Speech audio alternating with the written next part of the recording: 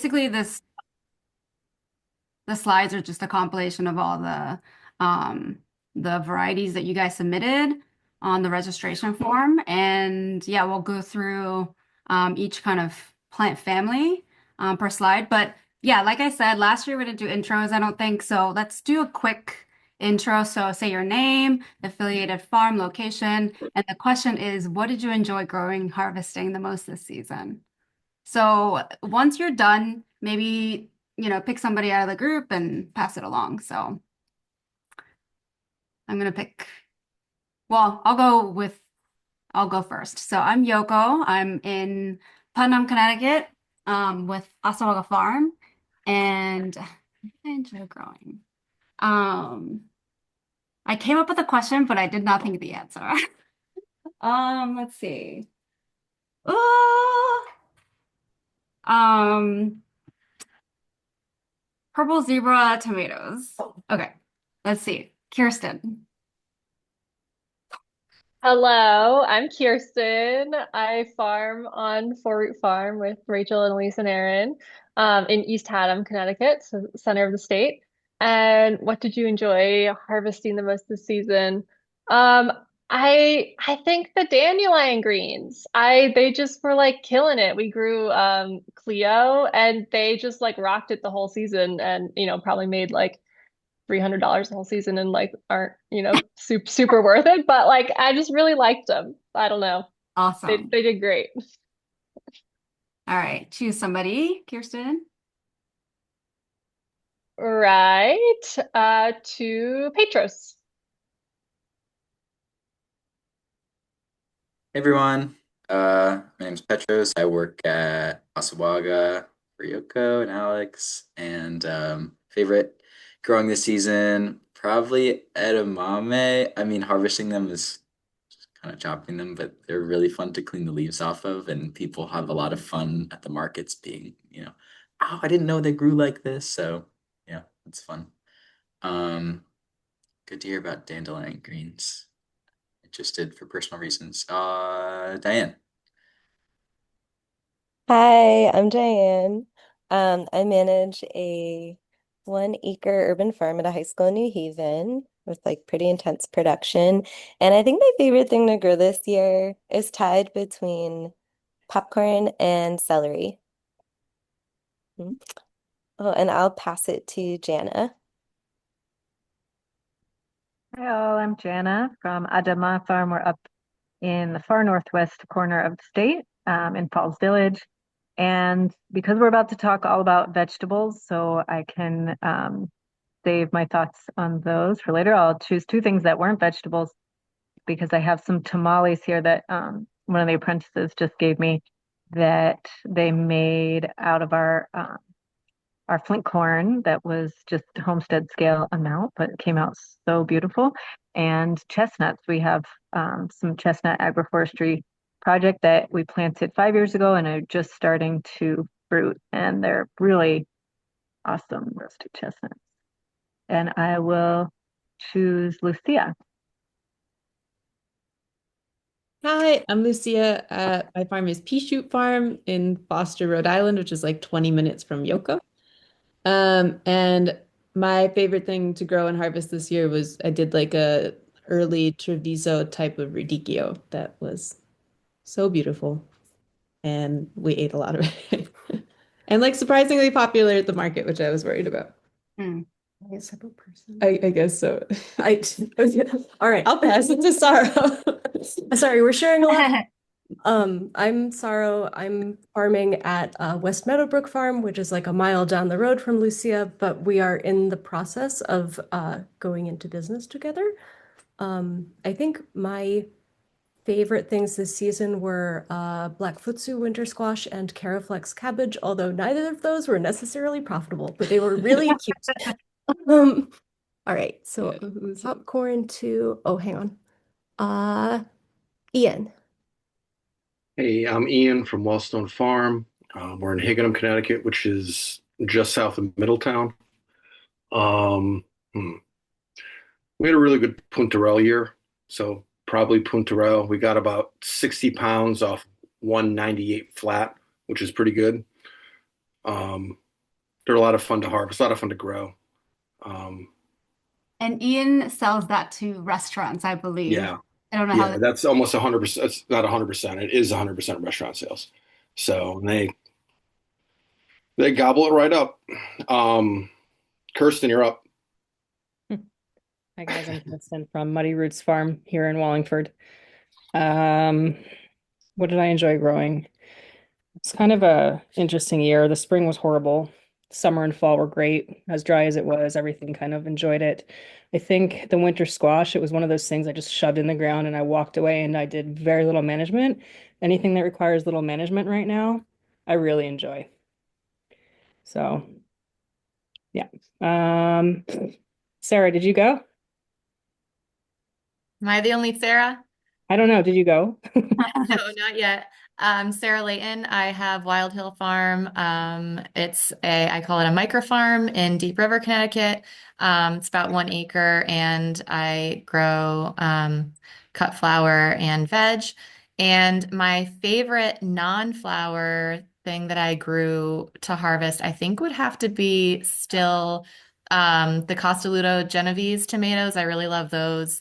And I find that they sell really well in farmers markets. And then also Rosa Bianca eggplant is one of my favorites, just because the color I think people are super attracted to, and it's pretty robust, I think, for producing as far as what I've found. Um, Brittany. Hello, I'm Brittany. I own Beets and Blooms Farm in Cobalt, which is part of East Hampton, with my wife. We do veggies and flowers, and um, we grew some new broccoli varieties this year, and they went like the entire season and were incredible producers. Um, wasn't my favorite thing, but I really loved that the customers liked it and it sold Kind really of a well. variety, just because this is a variety. Uh, yeah, no, Happy was one of them, and then Deciccio, Deciccio. I don't know how to say that. Um, both did really good. And then I really liked we grew tot soy for the first time this year, and I really, really liked that. Mm, Super tasty. Loved like how long into the season it went when it got cold. awesome. Has I kind of came in late, so I don't know who has gone yet. And let's see, Mia. Yeah, I'll go next. Mia Colaswano. I'm with Lathrop Farm in Lebanon, Connecticut. We're a small, diverse farm. We grow vegetables, fruit, flowers, have maple syrup, honey production, and eggs. I would have to say by far my favorite thing this season was peaches because it was our first year harvesting hundreds of pounds of peaches, and it just made the season. It was just great. I just froze a whole bunch of them in the freezer. We sold a whole bunch, and yeah, I'm still enjoying them. So it was really fun. Let's see. Kathy, did you go? No, I haven't. Thank you. I'm Kathy Yearwood, and I'm in southern Indiana, and my farm is called Darnell School Farm. And so right now it's like 25 degrees outside, so I feel right at home with you guys. And my favorite crop this year would have been garlic. What variety do you grow? I just grow music. Okay, awesome. All right. Did you want to choose somebody, or do you want me to choose somebody for you? Please do. I have lost track of who has and has not won. All right, Barry.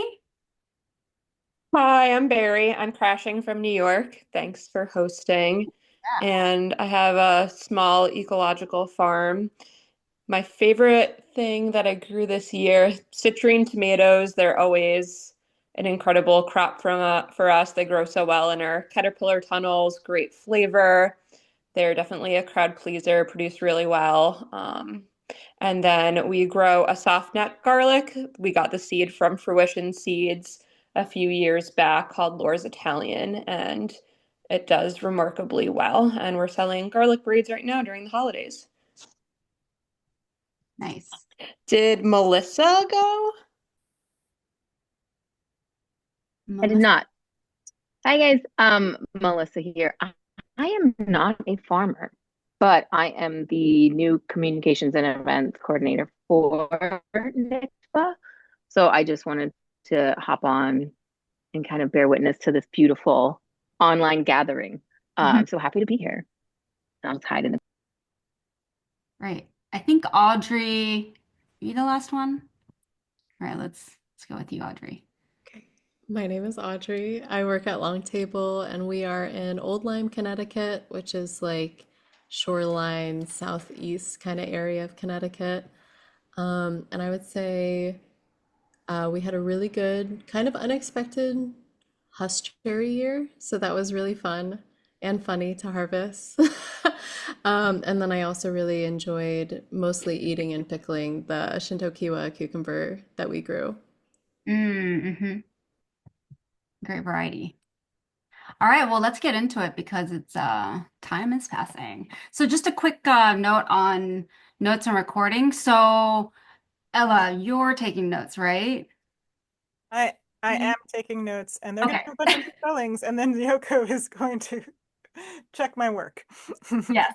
So we typically take meticulous notes on this. So don't worry so much about taking your own notes, and just fully, immerse yourself in the discussion.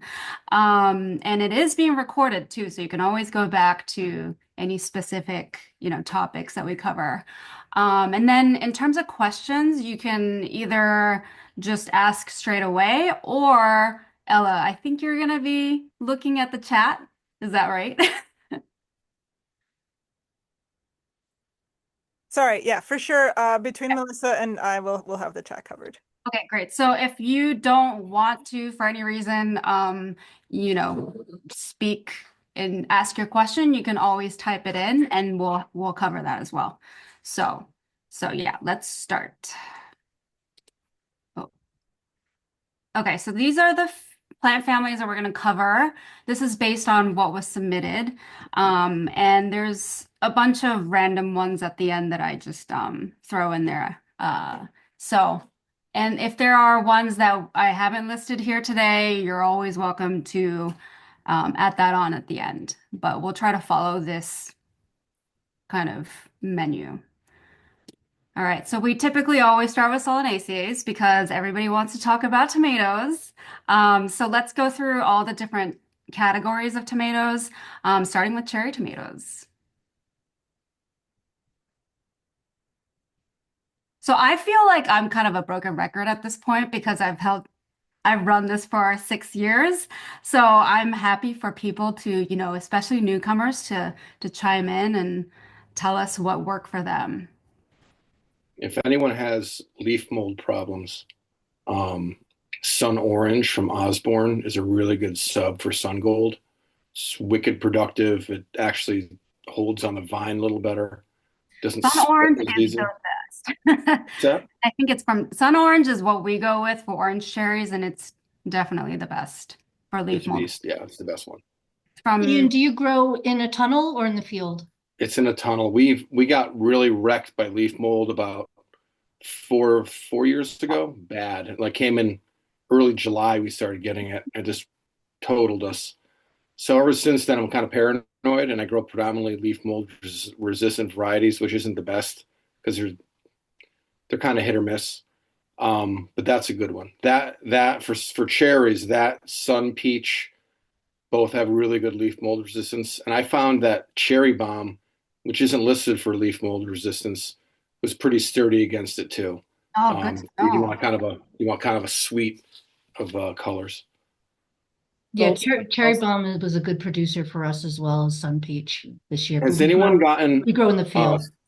Has anyone gotten Stemphillium yet on their tomatoes? I know I have. Gray leaf mold's a little different. Doesn't Fort Hill also have them? I think. We got Stemphillium pretty bad, and there's like a couple of varieties that really get wrecked by it. So that have leaf mold resistance, but they get crushed by Stemphillium. So that's something to keep aware of. It looks a little different than leaf mold on the plant. Right. Yoko, you and I talked about the unicorn and crocini, right? Yes. Or last year. Did you try either of those? I tried crocini, and I do not recommend it. No, So, I didn't like crocini either. It so it was too small and it was so hard to harvest late in the season. Yes, was so the awful. way Split they all the grow, time. like, on a branch, it just produces massive amounts of So much. tomatoes on like a webby branch. So it's very difficult to harvest. The flavor was not bad. Yeah, unicorn was much easier, and I thought it's unicorn was kind of stumpy, didn't get real big, didn't wasn't compared to like cherry bomb, which is just a beast of a plant. yeah. Um, I don't know. It didn't really move the needle, at least for me. And a good yellow. I tried yellow Mimi this year because the year before I was doing, what was it, Kristen? That yellow, the long one? Gold Yeah, Gold Spark. And yellow Mimi was okay, but it's comparable to like Gold Spark in the volume that it made and flavor wise, it was like so sad. Blah. It Right? really I did the was. same thing. I thought it was productive, but I didn't think the flavor was really great. We've been looking for a yellow replacement, and that's going to be our replacement for now. It actually performed extremely well. Our soil health in our high tunnel, because it's a new space, wasn't great, and it actually had a pretty decent flavor. We fertilized every week, so that probably helped. But, huh? Talking about yellow, the Mimi. Yellow Mimi. We grow Gold Spark every single year. That thing's a beast. Yeah. It's a little expensive, but it's worth it. Yeah. Yeah, We did yellow Mimi too, and I really liked it. It like produced really well. Like stuff held on the vine really well, and I thought the taste was good for us too. Maybe not like amazing, but I thought it was like, yeah, really good. flavor, yeah, like the longer you wait, the better it develops too. Mm. It also held pretty well after harvest, which is really important for us when we have one market a week. All right. Can we move on, or does anyone want to say anything more about cherries? Sun Peach was a killer pink. That whole Totally. Sun series is just pretty good. Can I ask if anyone has a green cherry, a cherry that they would recommend? I've tried Sun a couple. green. Sun green from Johnny's. Usually, Yeah, I tried that this past season. It kind of like just would crack, you got to get it a little. You have to get it before it's a little ripe. Yeah. Yeah. Sell Don't. well. Sun green was offered, I think, through Osborne or Harris. Don't do that one. It's horrible. The one from Johnny's is pretty. It's been consistent every year we've done it. We've been doing it for about 8 years now. Mm. Yeah, so it might be different, yeah, farmers that are growing out the seeds. So, same It's seed. I think it's Sun Green 4029, I think it is. 4029 is the one that you Correct. want to look for if you wanted to go green to try anyway. Does that sell well at markets, green cherry? Oh my God, we have people that just want pints of green tomato of them because they're that good. Ah, interesting. And it makes the little pints look a lot more vibrant on the tables too, and people tend to gravitate towards multicolors versus single colors. Oh, okay. Are you selling Agreed. it all multicolored or? We sell mostly multicolored. We do pint up like the reds and like we'll pint up just cherry bomb, sun orange, usually those two because there are people that just like the grocery store varieties that have no color and are just red or orange or yellow. But we do mostly mixes and people tend to gravitate towards those. Okay, cool. Anybody else that hasn't spoken, maybe?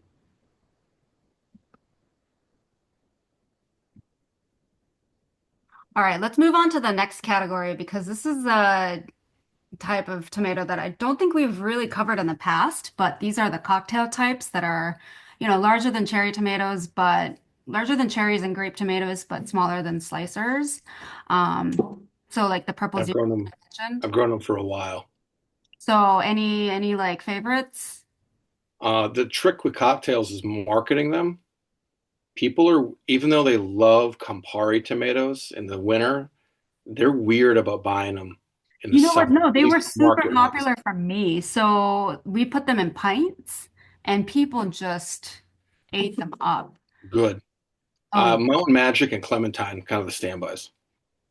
Yeah, someone mentioned citrine, which is also, is that a cocktail? No, citrine's a cherry. Yeah, it's a cherry. This Okay. year we grew Ceylon, which is a small ruffled red tomato, and we in Western New York do an annual tomato tasting, and it won. It was the most flavor liked variety, and it produces really abundantly. I did it in the tunnel. I probably wouldn't do it in the tunnel again just because it puts on so many liters. But they sold really well in pints, and then we also as like buy five for a certain amount of money. And we got the seed from Uprising Seeds, I believe. What is how do you spell the seed variety? Ceylon, I believe. Do you prune your tomatoes, Barry? Yeah, I prune them, but the Ceylon's just I guess the nodes, the leaders are so close together and prolific that pruning them and training them to our 2 liter system proved harder to maintain than the rest of the varieties.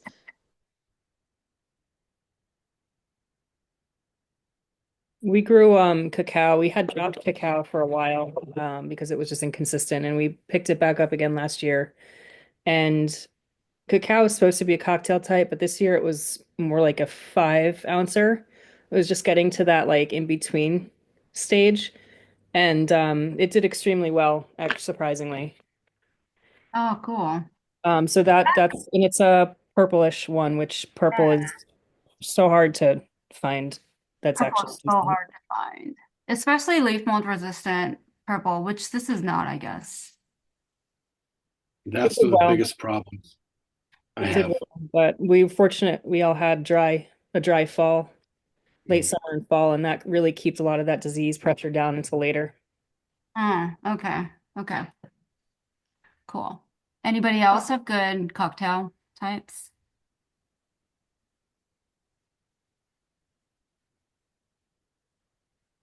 All right. I don't grow paste tomatoes, but paste tomatoes. I think I've tried every variety under the sun. I just never get like I mean, Granadero is probably the most productive I've had. I've tried every San Marzano. It's just always a little bit disappointing. And again, we're field growing, so that's got something to do with it, I think. Pomodoro Sesquito I grow, and it's pretty good.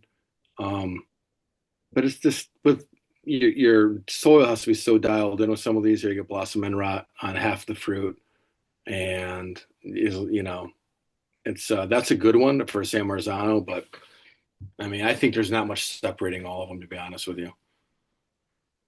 Pisano did great for us. It's been doing great for the last few years, indoor and outdoor.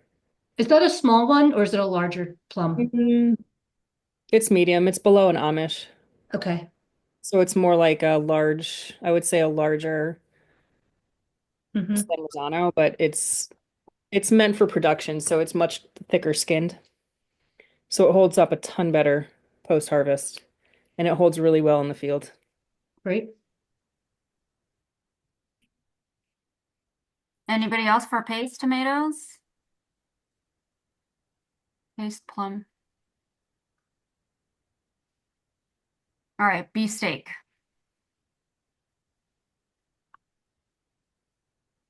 I'm so sad that Big Dana's gone. Is it? Yeah, I checked just the other day. Its substitute is Geronimo. Ugh, drama's awful. Geronimo's not bad. Oh, I grew that tasted like cardboard. Maybe it was me. Rebelski, Geronimo. I don't like any of those.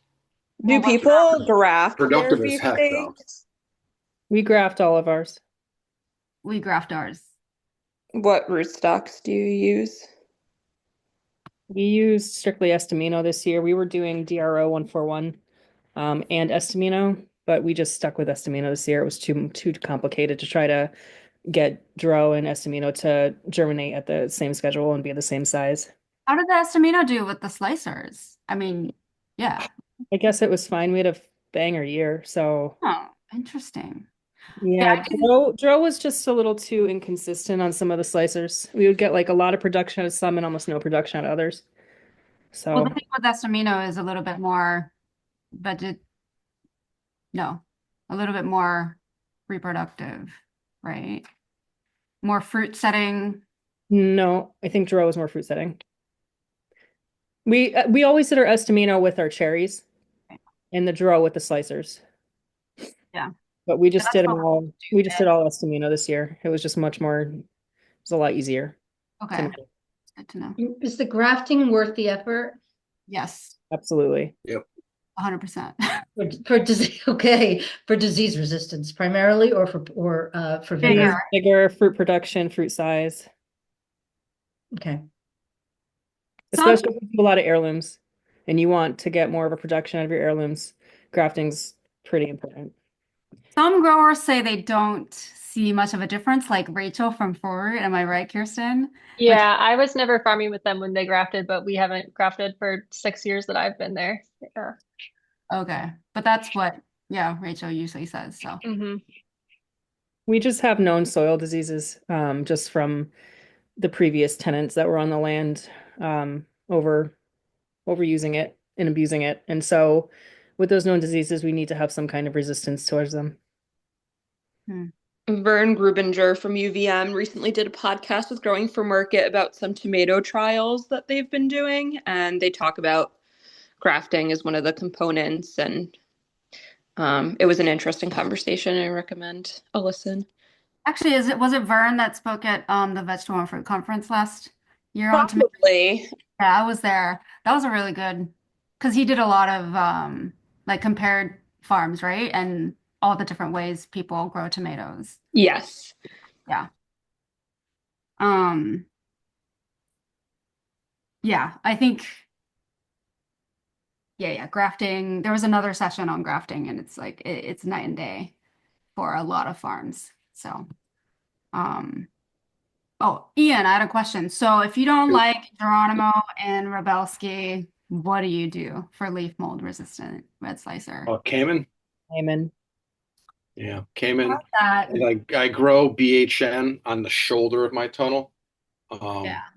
and I kind of do a W draw because they in a tunnel, they're only going to get maybe 5 or 6 feet tall, 5 feet tall in the tunnel, BHN 589. So I'll do those. They taste pretty good. The problem is you really got to keep up on the feeding because you're going to get a pretty dramatic drop off in fruit size. But their initial two flushes are huge, and it's a good sized beefsteak. And they hold pretty well. They ripe it evenly. Which BHN? 580. 589.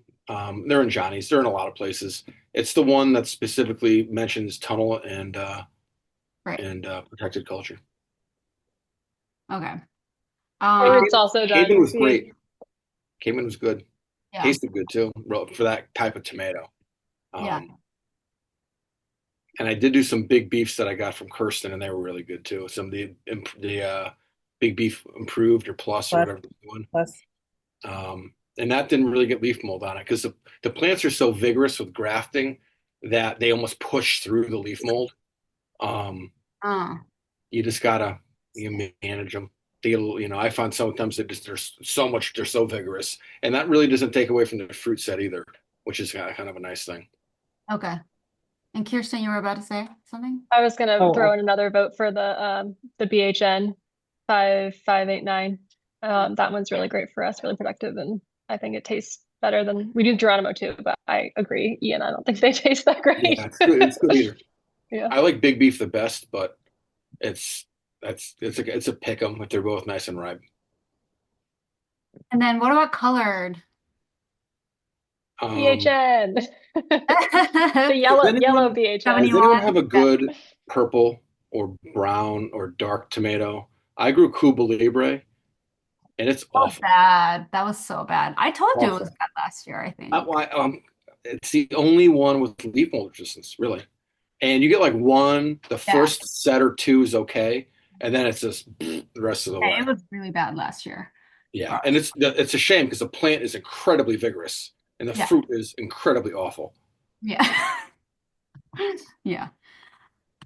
It's like Iron Lady. I don't know if you remember that one. That was another one. Vigorous, determinate plant, and the fruit was almost inedible. Yeah.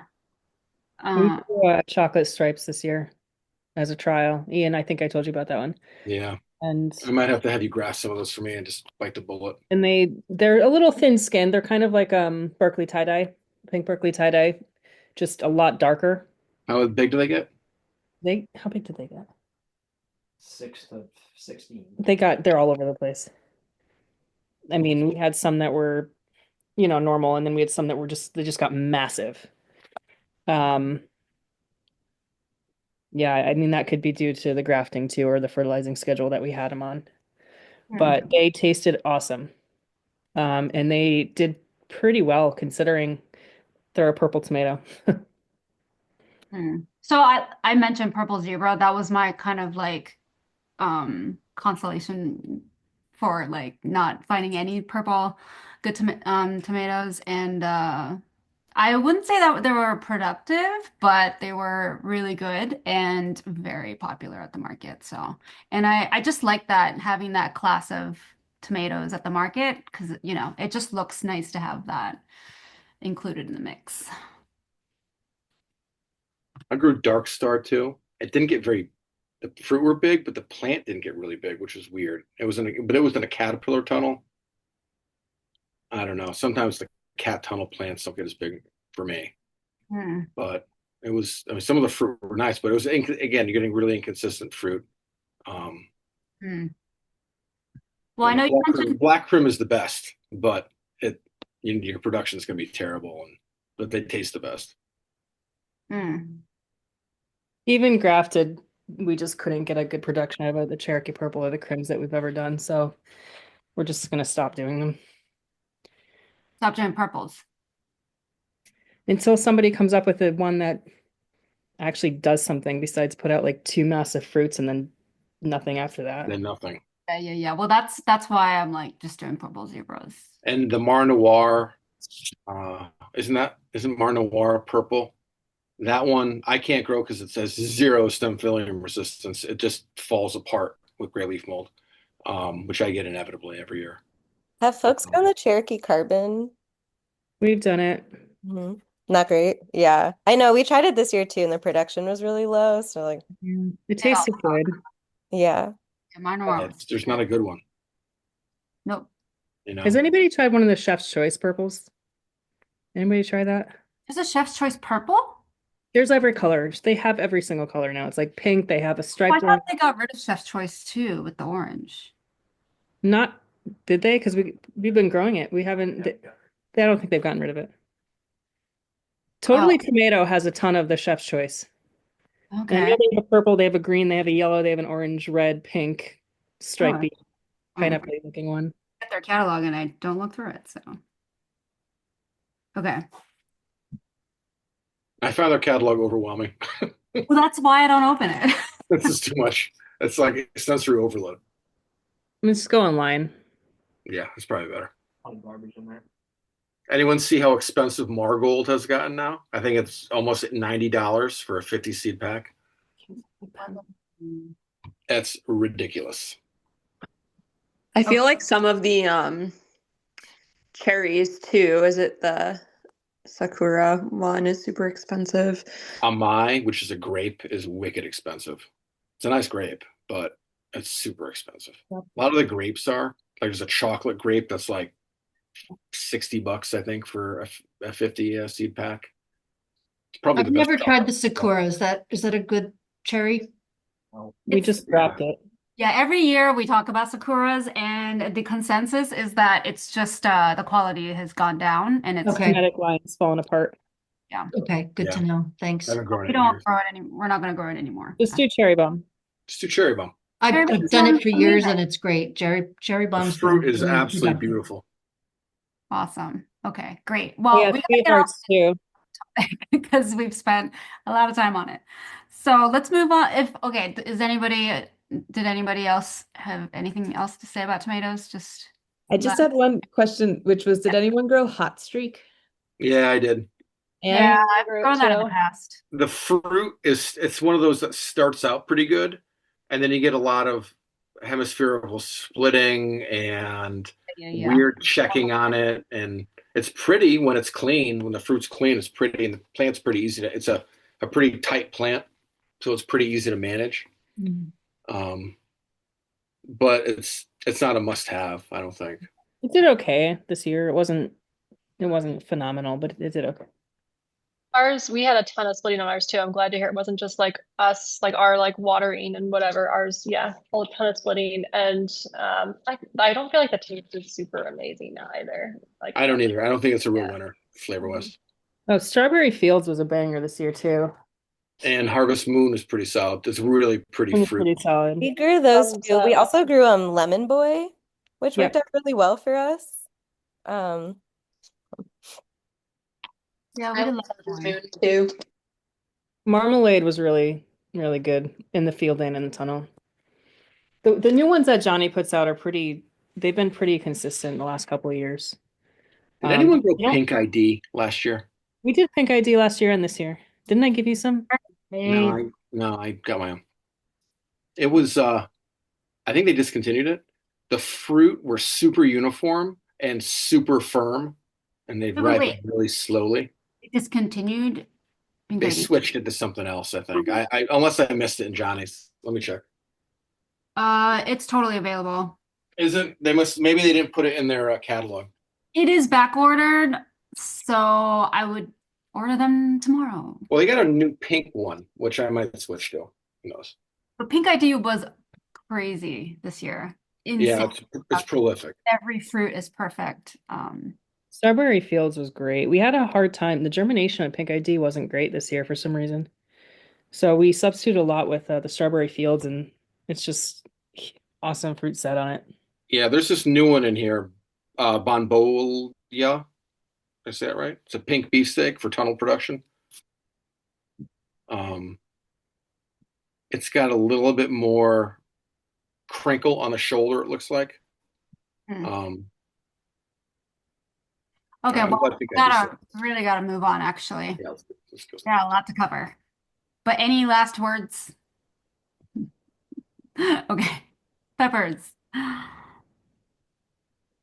does anyone else have a huge issue with pepper maggots in their field? Oh my God, I'm Diane. like, Here. 100% of our field sweet peppers. yes, Bad, actually.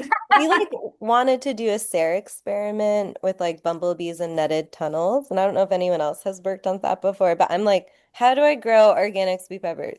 Where are you growing? New Haven. Oh man, I thought you were farther north. I wish. No, You know, it's Jude Boucher, who used to be the vegetable guy yeah. at Jude told me like 7 or 8 years ago, he's like, pepper maggots coming. It's going to be here eventually. Every And I'm year like, has "Ah, got we'll more. never get it. We got it. Totally got it. Well, so has anybody covered that? So basically, they take flight in starting in June or something, I think it was July. And so if you have insect netting over it, I think that will address it, is what we're counting on next year. But has anyone tried it and had How are you success? planning on netting that? Huh? You just trying to drape it? How are Yep, you going to put netting on your peppers? drape it. Over So your steaks? yeah, we use these, you know, the ones that Nolt sells with the little ladder Oh, thing. yeah. Yeah, so it'll just like kind of rest on that. And And does it hit the ground? yeah.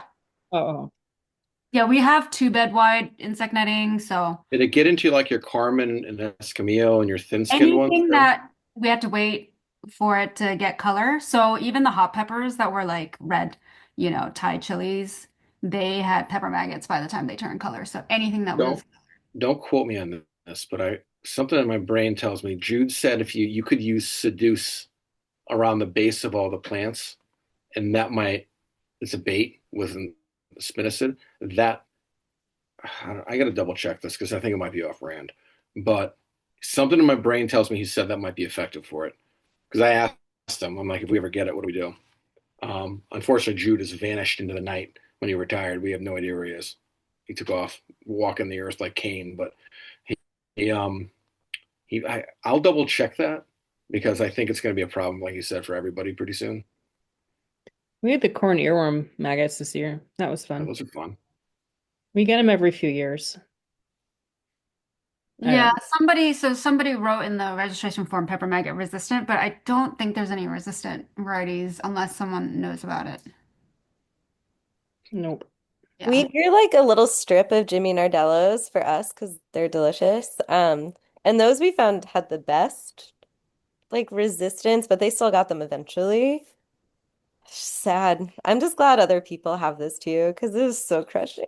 I really do Love feel that. like it's been this like slow, like 25% 3 years ago, 50% 2 years ago, Yeah, 70% what do last. we need to look out for, Yoko? I'm really scared now because I Oh, haven't just had like this these at like all. puckering, like this like because they have this like inject the fruit with their eggs. So you'll see like a little, It's like an Their indent. ovipositor just pushes into the fruit and makes a little divot. yeah. You can Google some images. Yeah, yeah, okay. So Right, but that's a way to tell. We've had a lot of success with peppers. That's one of our better crops with the usuals, Carmen, Escamillo, Lively Italian, Poblanos. anybody have really good like high tunnel varieties that they swear by?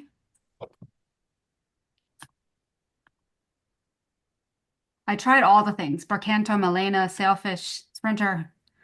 I think they were good, but it's just so slow to ripen.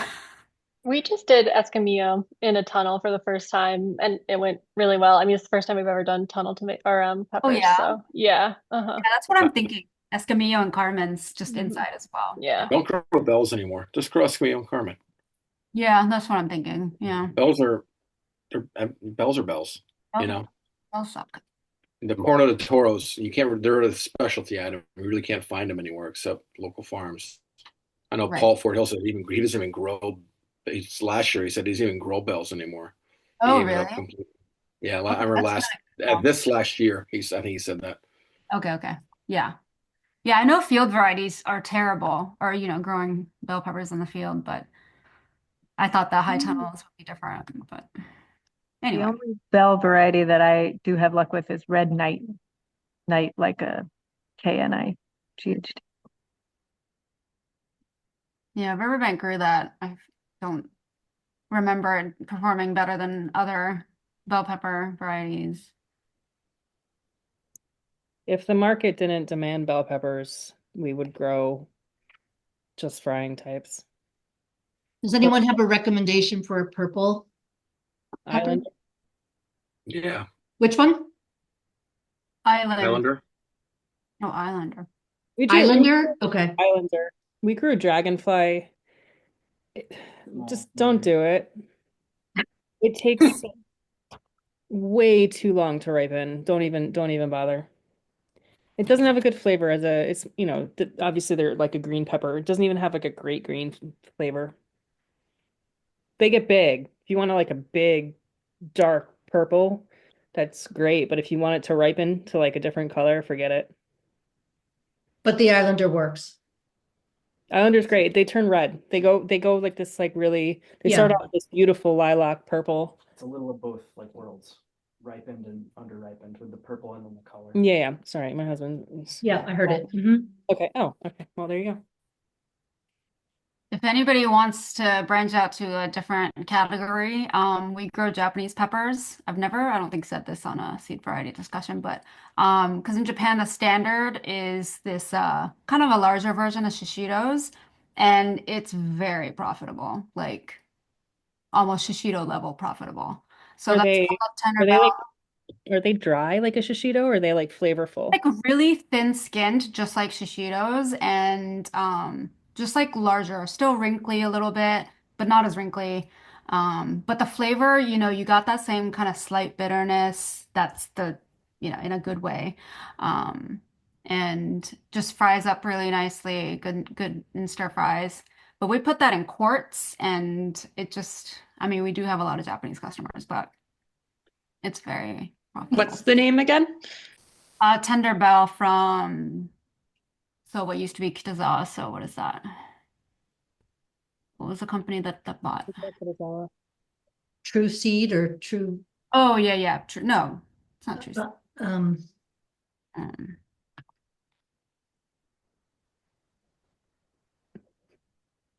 oh, maybe it is True Seed. Oh, True Leaf Market. True Leaf Market. That's the one. Yep. Seller. Any particular variety of shishito that does well? Mellow Star. Mellow Star. Which one? Mellow Star. Mellow Star. Okay, thanks. You're not going to get any. Oh, that's weird. You're not going to get any hot fruit. None. Oh, really? I've never gotten a hot Mellow Star in my entire life. Oh, interesting. Okay, thanks. And the fruit, it's a hybrid, which is why. But the fruit is really uniform. They get really big too. That's not a problem. And they're just relentless producers. Like I sell a lot of shishitos in the beginning of the year because they come in so fast. But once the other peppers kick in, my shishito sales go down, whether it's wholesale or wherever. And I don't know what to do with all the shishitos because they just keep coming and coming and coming and coming and coming and coming and coming. So that's my problem. Like Mellow Star, I've grown that for years and years, and that's just a great variety. Yeah. Should we move on to eggplants unless somebody else had something to say? Oh, the last couple things. Last year, a few people recommended Oranos, and I grew it this year, and it was a little smaller than Escamillo, but more of an orange than yellow. It was delicious, but I didn't think it was as productive as Carmen or It's Escamillo. not. Yeah. And it's way more expensive. Very expensive. Yeah, but it was tasty. And then lunchbox peppers, we grew in 2024, we grew a mix of lunchbox peppers, and the red ones, about like 5% of them were randomly spicy, and they were way smaller than orange or yellow. So this year we did, Johnny's was selling just orange and just yellow seeds separately, and that was much better for us.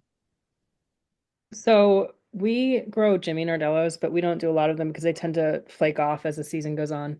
So we ended up buying a new variety called Dew de Land. And it's just insanely prolific all year long. And the fruit size gets to about 8 inches or so. 8 inches, and it's just as sweet as the Jimmy's. What's the We're name again? probably gonna, huh? What's the name again? I'm just gonna put it in the chat because I no, it's like French. So hold on. Where do you get it? Huh? Where did you get it? I don't know. I'll find out and I'll put it in the chat too. Look it up. I'll figure it out. And then so did anybody do the cornito mix from Johnny's? I tried Cornito Arancha, but I didn't even get germination. It was terrible. Oh, I'm sorry. Yeah, it wasn't good it was not good germination. So we did the cornito mix, which is the reds, they're orange and what was it? Yellowish? Red, orange, yellow one. And the ones that germinated, they do fantastic. It's their second year doing it. But for some reason the germination was horrible this spring. Peppers were bad in general, the germination. So crest red and crest yellow are also pretty killers. They're not as large as the Carmens or Escamillos, but the plants just produce and produce and produce. And that the crest series, I know Totally offers them. I'm not sure who else does. Kristen, do you grow those in the field or in a tunnel? We do mostly field peppers.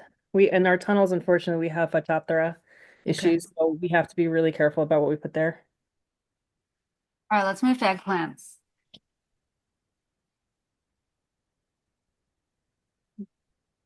We tried Turkish, I think it was Turkish Delight this year, and it was so good. It's like I don't know.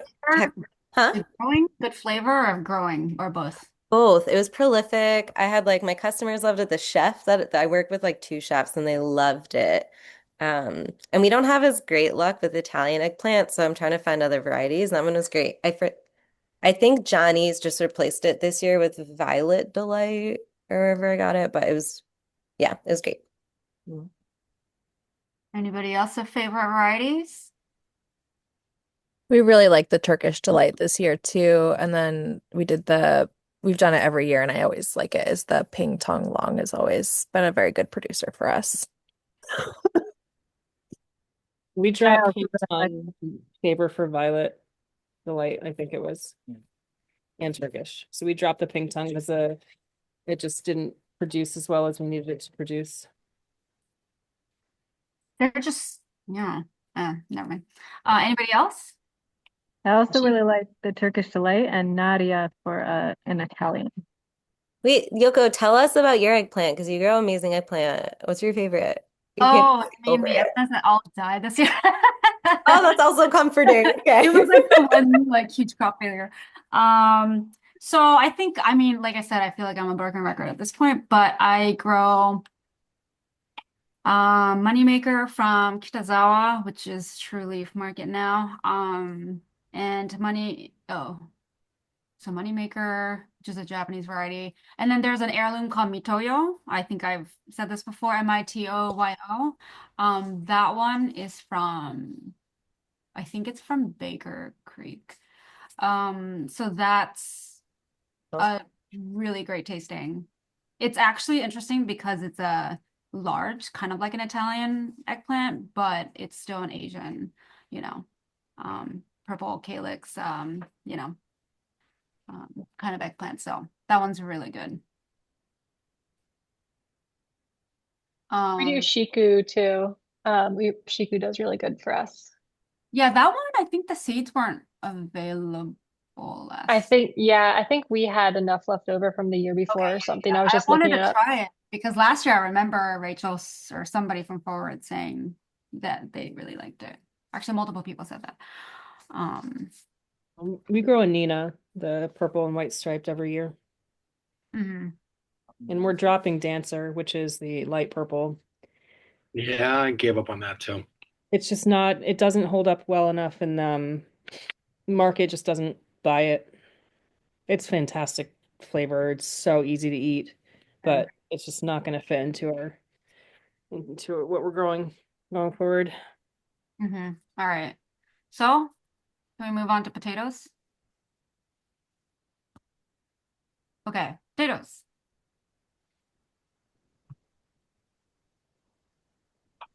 I like eating them. We don't have the space to grow them. Oh, you don't grow them? No, because we have set standard rows and we would just fuck it up trying to dig them out.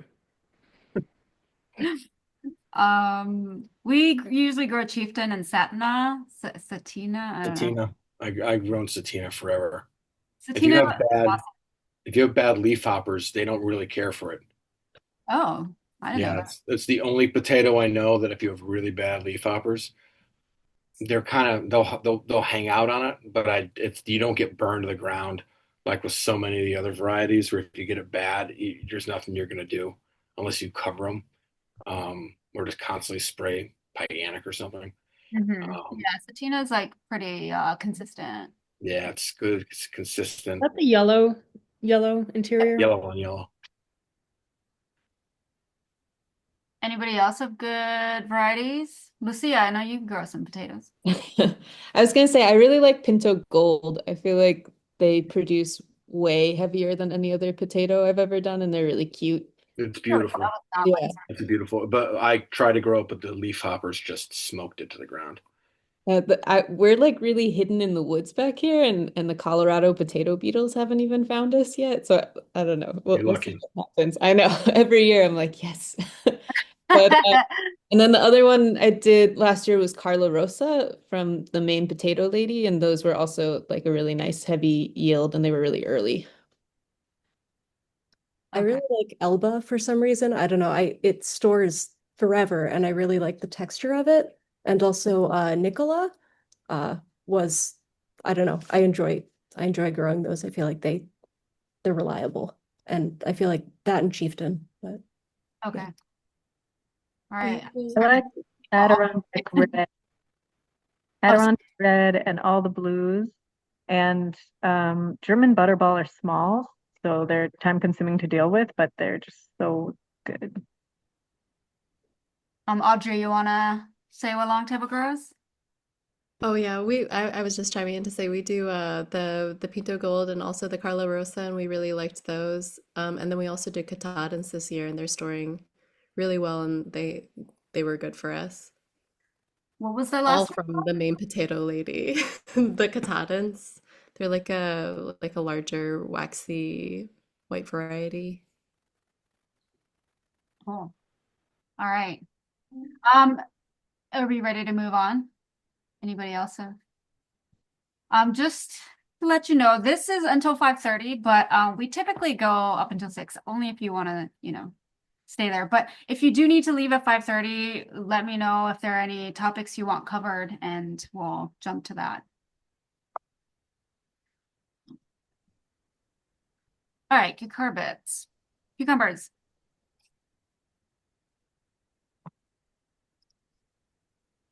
We grow strictly high tunnel now. We pulled them out of the field. Yeah, me too. We just have way too many beetle pressure, way too much beetle pressure.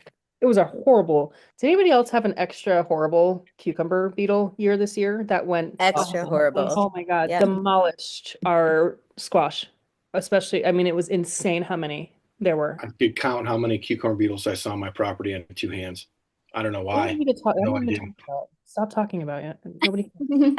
Last year was I a don't know what's wrong terrible with you year guys. for us. This year we had none. In Western New York, I was hearing from a lot of West. So maybe you'll have none next year Let's hope because so, last year we because had so fucking many. the That's population was literally insane. like we had a terrible leaf. What am I talking about? Flea beetle year, and I wanted everybody else to say the same. And there's definitely some people that had the same, and some people who were like, "We don't have any flea beetles." It's all We had different. the shortest cucumber season ever. We had anthracnose and it just took out everything. I think that's what we have too. Okay, well, anyway, variety wise, are there still any favorites? Corinto. Oops, sorry, go ahead. Corinto. Corinto is always the one that comes up. We did Gateway this year. I like Gateway. Yeah, it didn't. I mean, as far as I know, because we're Okay. horrible with labeling once the things go into the ground, but I think they did pretty well. All of I had ours really did good luck okay. with Unagi. Are there any that you could, any thin-skinned, smaller seed cavity cucumbers you can grow in the field? Diva, maybe. I agree. My divas did better in the field than in the hoop house, but I also had like terrible cucumber beetles last year. So are you guys going to be able to keep the cucumbers out of your tunnels next year? Because I feel like it's just very difficult to seal completely. You know where they come in, Yoko? Is through the hinges in the door. Yeah. Even if you have the sides and your vents netted, it's the door seams are going to come in.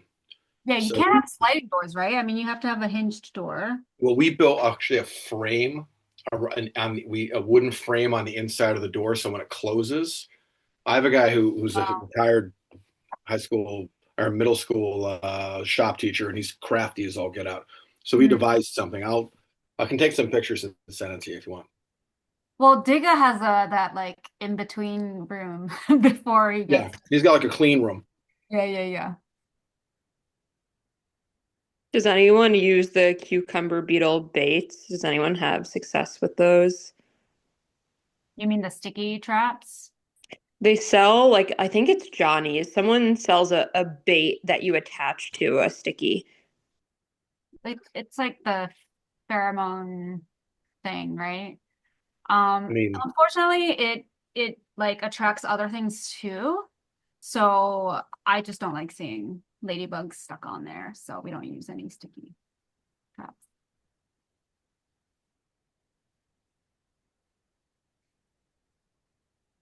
All right, can we move on to melons? All right, melons.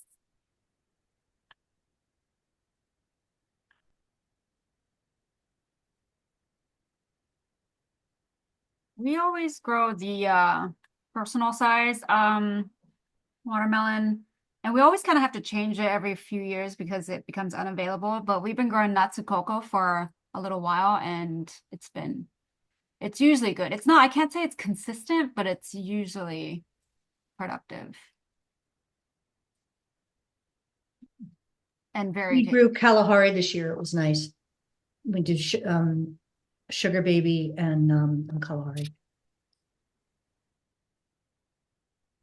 Kalahari is seedless. Anybody else? It can be cantaloupes as well. I still have good choice from Johnny's. That is delicious. You're talking cantaloupe? Yeah, Yes, so sweet. yeah. I'm sorry, Sugar what was cube is a it? good one too. Sarah's choice, was it? Yep, Yes. there is choice. And sugar cube is smaller, but also pretty tasty. Very tasty and very disease resistant.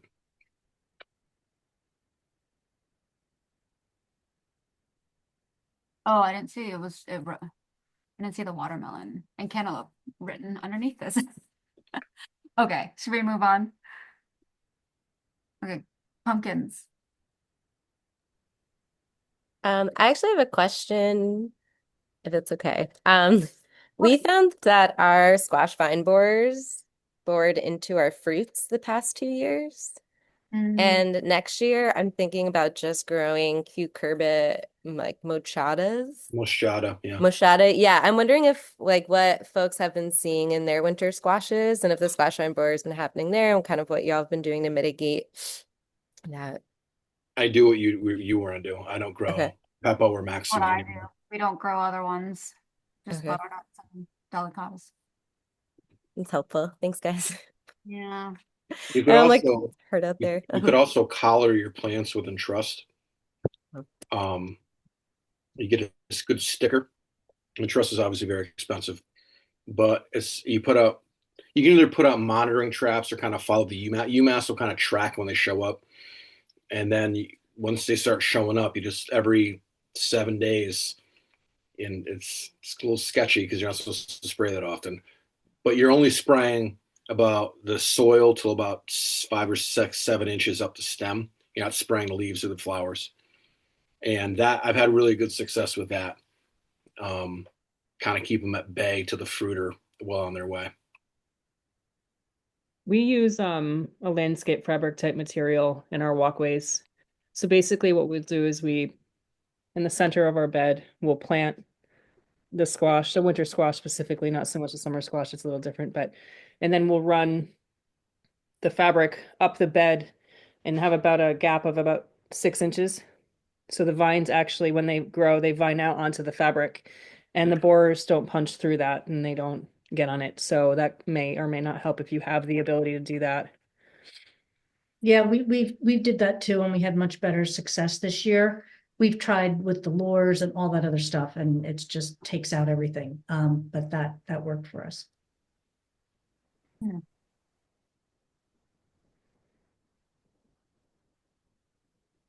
Uh, chayotes.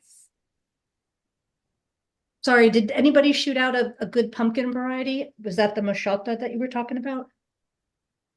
Oh, that's like the genus, or is that what's called? So basically, yeah, it's just what's the other type, Ian? That's not machadas. Maxima or Peppo. Peppo. And, Peppo. We just and then avoid the maxima. excuse me, guys. And then there's the Cushaws are another one, but I think there's another family, but I'm not familiar with it. But Moschata is the one that they're not interested in. I think Peppo might be their favorite. Don't quote me on that. We stopped growing everything but the muscatas because the borers just destroyed them. And there's a lot of good varieties out there. There's the futsus, the autumn frosts, butternuts. No cabochas here. I like them. They just get taken out. It's just not worth it Yeah, for it's the just loss not that worth we take. it. Yeah. Does anybody use them as trap crops or like spaghetti squash or something as a trap crop, or they just don't You're grow? encouraging them to come in at that point. Yeah. Okay. So I don't know who wrote chayote in the registration form. Not sure there's a ton of people growing this, but anybody have favorite varieties? All right, let's move on. All right, lettuce. I feel like we talk about this every year too. Let's start with head lettuce. So I'm the one that put this down. We grew like a little bit of it this year. Yeah. Um and I'll have to find the variety names, but um it like went well, and so we might do a little more, maybe possibly. So I was curious if anybody had anything that they really liked. Sorry, what did you grow a little bit of this year? I'm trying to find, we grew like 4 or 5 different varieties. We did a couple romaines. It was chalupa and skyphos, and then Oh, you we mean you did didn't grow heads before? no, well, at least not in like the past 6 years that I've been with Four Root. We didn't do head lettuce, just the Salanova. Yeah. They Oh. they ended it in like 2019 when I worked for them. Okay. Thanks, They like Brittany. stopped. But Why people, did you stop?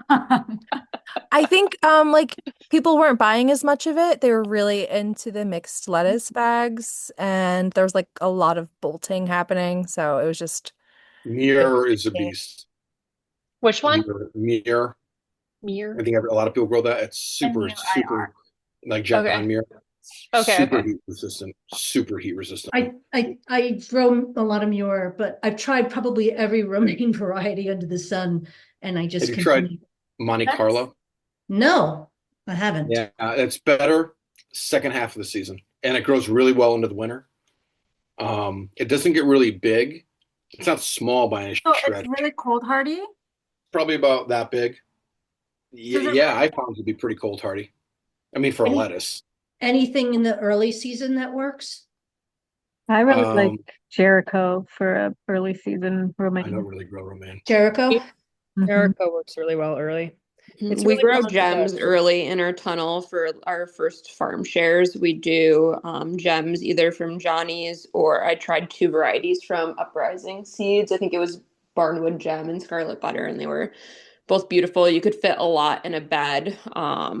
and they do well. People like I say it's like the best of a butterhead and a romaine. You get the soft leaves, but the dense core. Chefs like them too. I did tried the little gems and they just didn't sell at market. People want the big remains. Yeah, it's weird. Yeah. Newham is a good gem. I Really think well Johnny's done. has that. That's a good one. I've had success with that.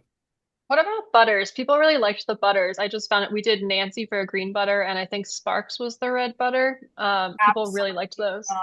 They go nuts for butterheads. Yeah. Yeah. They're just tricky. Yeah. They're not tricky. They're super easy. Okay. Oh, Well, the come like 10 on. feet we did of each did fine. So So They're tricky for me. green is trickier than red. Red which is, do, huh? which ones do you do? Which butters? So red, I just do Skyfalls throughout the year. It's just Mm, so dependable, super consistent. got So you. easy to grow. But the greens, you kind of have to mix a little because it just doesn't do as well as a red butter. So I start off with Okay. Nancy, and then I go into Adriana when it gets a little hotter. Um, but going back to romaine, because I've been trying to look for a good romaine for each type, season. Sunland was really good early in the season. Chalupa was awesome in the summer. It is so tasty. It's just like super crispy. At first, I thought it was weird because their shape is a little bit weird. But you kind of like get used to it and it's just really good. And what was the other? So chalupa does not do so well when it gets cold, so I would use that as like your main season variety. What do people do for their butters with slugs and whatnot? Because I think that's my main issue growing butterhead lettuces in the field is just, I Sluggo. mean, I use Sluggo, but I feel Really? like um, we just have so many slugs if we have rain, and then the Sluggo gets like moldy and burns the leaves a little. I don't put it on the plant. I kind of put it around the plants, but it's tricky when the plants get big. Um, Yeah. yeah, slugs are awful. We don't really have slugs anymore in our lettuce. Good for you. That's amazing. Fine. Grows perfect butter lettuce, doesn't get slugs. No, no, but I don't want people to be scared of growing butterheads because I think that everybody should grow butterheads I because used to grow them in the spring. I mean, they're awesome, but Yeah, red lettuce. but the greens do definitely tend to get a little more rotty.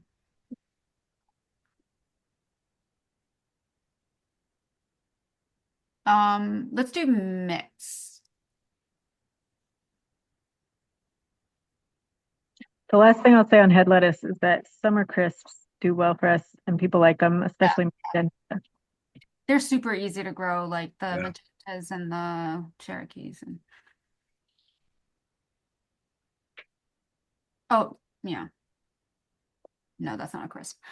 Any last words on the heads? So yeah, lettuce mix. We do one of the Johnny's mixes. Can I also ask, does anybody have slugs now?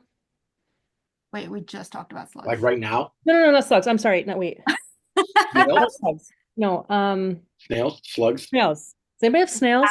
They're a huge, they're like the slugs of the South. Wait, big ones or small ones? Smaller. I think they're smaller, but down south, snails wipe out crops, I've heard. Insane year for snails. Escargot, eat them. No, you eat them. What is it on most?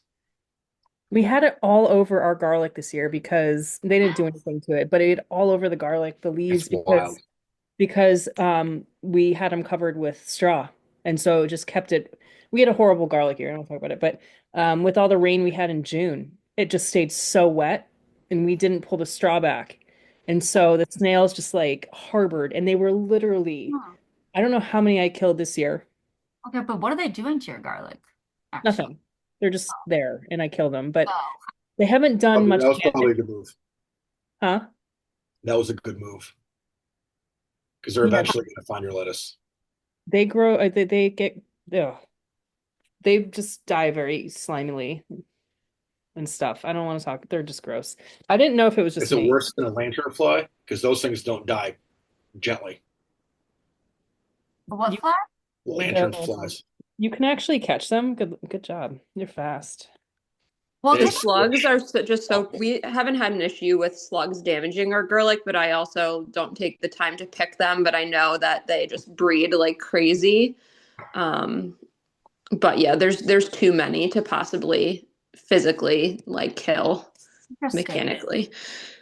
Well, Kirsten, send me a picture next time. I want to see what it looks What you like. want to see what a snail looks like on Snail apocalypse. It is really satisfying, the feeling of like crushing the little snails, that little crunch that you get. Better than slugs. Oh, well, slugs are just nasty. Slugs just get all over you. I just feel like it's hard to kill because it's like you've crushed the shell, but maybe it's still alive as a slug. No, it's so easy. The snails are so easy to kill. The shell is super thin. Oh, okay. Yeah, let's move on from this topic. I feel bad. Snails. Okay. You said you feel bad? Kind of. Oh, I'll drop them shells off. being I'll pick them crushed. all next time and just bring them up to you if you'd like. No thanks. Okay. So mix. Has anyone said anything about this yet? Yeah, we grew one of the mixes from, I can't find it, from Johnny's. It's just super consistent. I think it was, I don't even know. I think it was just their all-star. They're just so darn expensive. All their mixes are so expensive now. So we just do the whatever the cheapest one is. I think it's the All-Star Gourmet. Okay. And it's pretty consistent, does really well. And you could get multiple harvests out of it depending on the season. I've tried a couple times with Encore, but it feels like it just, you have to harvest it or it'll bolt the next day. It's just yeah. Has anyone done the easy leaf? I've done this in the past, but the easy leaf one cut or two cut, it's kind of like Celanova, just maybe not as nice and infinitely cheaper. Yeah. I used to do one cuts. I went back to Salanova this year actually after like, I don't know, like a 5-year Salanova hiatus. And I admit I like Salanovas. Oh, it's great. It's just so expensive. I have really a lot of trouble germinating Salanova seed consistently, which I feel like is such a shame because it's so expensive. Really? Yeah, that's the only crop that I like struggle with germination on. How do you store them, the lettuce seeds? Just in the walk-in cooler. Oh, interesting. Are they pelleted or raw? Pelleted. And you're not using old seed. No. I mean, I buy them in maybe like February. Yeah. Are you burying the pellet too deep? I use soil blocks, so they don't go super deep. Because you got to remember the size of the pellet, that's Is almost like a really layer of big. soil that's Yeah. on top of it already. So we had the same issue when we did muir. When we bought in pelleted muir, we were burying them the same depth as a normal lettuce seed, and it was just too deep, and they just couldn't Muir punch. has terrible germination. I had to stop growing it. Like We stopped growing. Really inconsistent it's size. so inconsistent. It Yeah, is. we Yeah. stopped growing muir. I just deal with it. I plant extra and just deal with it. I had to abandon Muir. That's Yep. Which of the Salanovas do you grow? I also find that the germination times of the different varieties is different, and then they're different sizes in the field, and it's annoying. Hmm.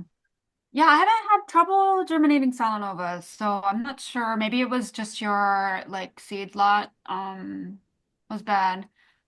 I kind of grew everything out kind of and planted them separately just to kind of like see how each variety performed because I did most of the Salanovas and honestly they were all pretty good. So I think next year I might like actually mix them all. But Batavias are really, really good, especially. Um, both green and red, but the red is a little bit better.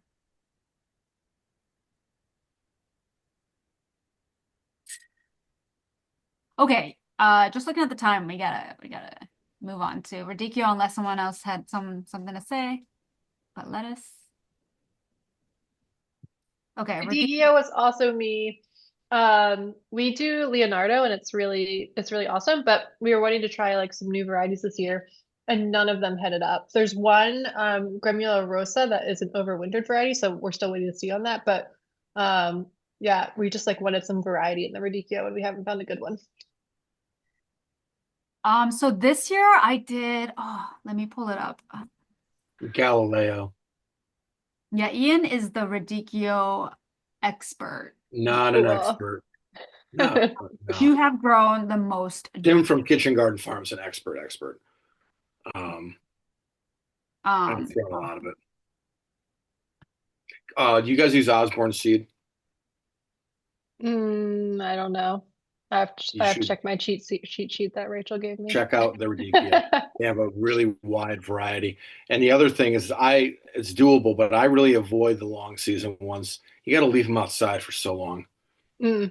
You know, like the 120 day, the 130 days. They're beautiful. Like that Luna Rosa, which I think was Johnny's this year. That's what we did this year. I wonder if maybe we just planted it too late. And you said Planted it's it. I long mean, season. I put mine in. I seeded it on the 19th of June. So it's not Wow, like I okay. seeded it and it went in July. It's just took forever. Yeah, ours never headed up. It like looks amazing, but it's not a Yeah, it's head. pretty. I sold to some chefs. They called it chardicchio because it looked like Swiss chard. Wait, sorry, what are you guys talking about? Missed it. Luna Rosa, Radicchio. Luna Rosa. I wouldn't do it again. I left it in the field and the deer mowed it in one night. Mm. Um, what type of Radicchio is that though? I don't even know the variety, to be honest with you. Uh, I stick to the Chioggias, the Trevisos, the okay. Castelfrancos, Yeah. Well, and okay, and so Puntarell. in terms of Treviso, TBG1 was really good. I go Like spring, which is faster. TGV1 is good too. It just takes a TBG1 little just longer. didn't like in the past I would try to grow Treviso and it would the tippy top would like rot. I don't know what that. Yeah, tip But burn. TBG1 did not do that at all. Like not a single one. So I really like that one. Yeah, spring is good. TGV1 is good. Again, you got to TGV1's only 80 days, I think. Mm. It's pretty quick. So you want to keep around here. You want to keep them, 80 to 90 days. I find for ease of use, 80 to 90 days. Although you can try the longer season ones. I just get them in the ground earlier and prepare to have them later, like Rosabla and all those guys. Mm. Okay. Does anyone have a good like Belfiore substitute? Stick with Belfiore. Okay, I do like Belfiore. It's like Lucretia and Adagio Medio are a couple like Castelfranco types. from Osborne, but they take a lot longer and they get huge. And Mhm. again, they don't always head up nice. They take a lot of space. Belfiore is so compact, Yeah. um, and it consistently puts out that nice head. So you could even you could probably plant that at 12. I plant my radicchio at 15 inches, but you could probably do that at 12 and get away We with it do pretty easily. 8. What's that? We do 8. You do 8? Yes. That's crazy talk. Really? I mean, I would How'd say they they're turn not out? like getting massive, but I like the size of it. I Yeah. mean, I do it at 15, and Galileo, I can get 1 pound heads. They're Yeah, we big. don't get 1 pound heads, but it's also, well, actually, no, we can grow 1 pound heads from 8 inches. Nice. Yeah. 8 inches. Wow, that's wild. Yeah, we do 8 inches for lettuce heads too, and our heads get huge. So it can be done. It can be done. Maybe I'll go to 12 inches. I'll compromise. Yes. Go down. Go down and plant more. Okay, so next page. And I just really quick, was it Lucia? I think someone said at the top what radicchio they really liked this year, and I didn't get the name of it. Galileo. It's a green Chioggia from Osborne. It's really reliable. It's it's tricky because it's all green and it doesn't really catch the eye. You have to peel it down a little bit till you get into the kind of the speckling. Um, but it's super dense, great flavor. It just doesn't have that red eye-catching color until you peel it down a decent amount. But it's Because it really looks just reliable. like Belfiore from just the picture. Um, it's it's greener than the picture when you first pick it. But again, you can strip down more leaves. Belfiore, I always feel has more red in it. Okay, okay. Yeah, it's beautiful. Okay. Yeah, Galileo's nice. I was gonna say at the very beginning I did a Treviso type called Sangria from Uprising Okay. Seeds, and they have a huge radicchio catalog. Okay, cool. They like work with Italian growers on. But I don't know. I like that's the only radicchio I've grown. I do like 1 foot spacing. And I loved it. They were beautiful, like Cool. little magenta torpedoes. Okay, fun. Cool. Yeah, we wanted like another a torpedo type. We don't have one of those, so cool. Yeah. Okay, so sangria, got it. Thank you. I'm really glad to hear that I wasn't the only one for whom Luna Rosa didn't head up because I did it this season. It didn't do it either. I love Yeah, jerk. Yeah. very So nice, rude. really nice, beautiful. I don't know. I love it, but it's green, so it's not quite as eye-catching. Yeah. Yeah, cool. Okay, so moving on to celery. Okay, sorry. This was also me. Sorry, they're back to back to back. But we grow Marengo and it's like great, they get huge, but they get the like fungal like leaf curl. And so we tried a bunch of other varieties and Kind they of just want like yeah, they weren't as big. They like didn't do as well as Marengo does. So that's Moringa, all. where's that from? Let me see.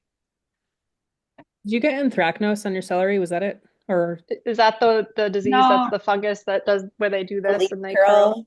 Yeah. So We that's get in that your also. that's in your soil. Yeah. And you got to move We that out for at least I think it was like 3 to 5 years. I mean we rotate we do like we rotate them and Like the center gets all like Brown and it? curled. Stunted. Isn't that something else? I can't remember what it's called. I mean, because we get that every year, but it's always just like it's not maybe like 10% of, you know. yeah, and it's I feel like yeah, I like just this took it year out. this year is way more of them. Yeah, we do. We like pull them out and we like sell the curly ones first. But this year just I feel like it's getting worse probably because it's in the soil, but Oh. We pulled all of our celery from our field and just interplant in our tunnels now with our tomatoes. And they do well in the tunnel. Which variety do you do in the tunnel? They do fantastic. We stopped, I mean, we basically we do tango and we interplant between our tomatoes. So we do every other tomato plant, we'll get it. They Yeah, just get massive and we only plant once and we just harvest all year long. cool. And Okay, sweet. they'll just grow back. As long as you don't take the core out, really, they'll just Yeah. keep producing. So we just pop off the outer leaves and bunch as we go. And Huh.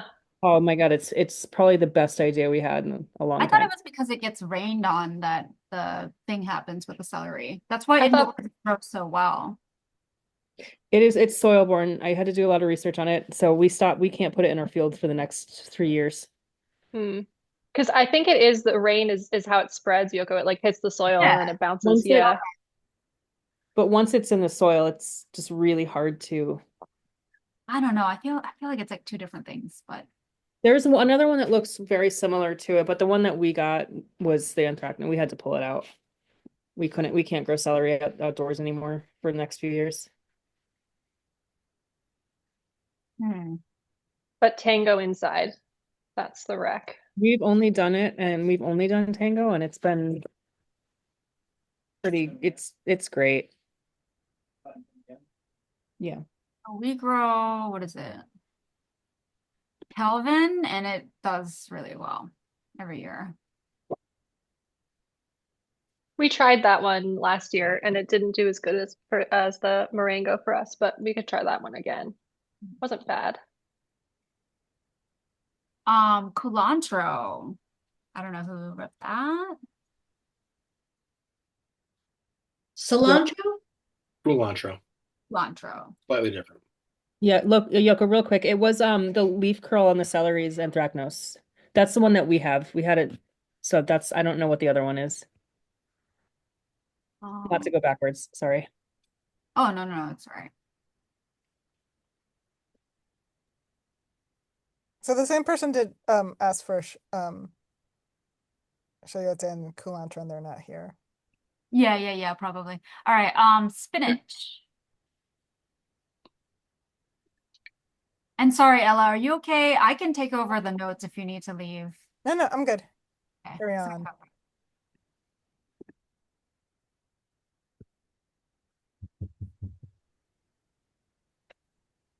No, spinach, we just kind of like everything grows the same. There's a million different types. Huh? There's a million different Yeah, types. and like whatever variety we grow, it's like it looks just like the other variety. Like, I mean, you get the flat leaf and the Savoy leaf. Yeah, they're a little yeah, different, but but they all grow well and they all produce the same. So I don't know. I grow space. I feel like that's my reliable spinach. old school standby. Yeah, What spinach do you guys overwinter? Colibri. I've done. Calibri. Yeah, that's kind of a utilitarian one. I want to say lizard. Maybe I'm getting mixed up. I'm growing so many spinaches. I do regiment too, just to buy from High Mowing, and they do well.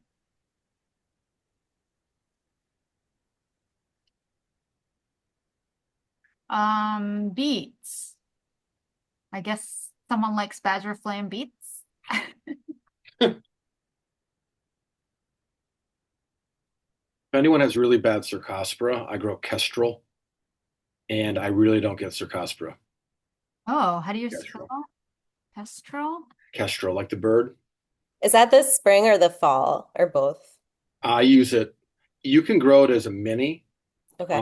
There's three types. There's robin, kestrel, robin, eagle, and kestrel. Imaginative. A robin is a baby beet, if I remember correctly. Eagle is supposedly an early season, and kestrel is the mid to late. I just grow kestrel all the time. Okay. And you get it from Fedco? Oh, No, that is from Harris. I've only seen it for Harris.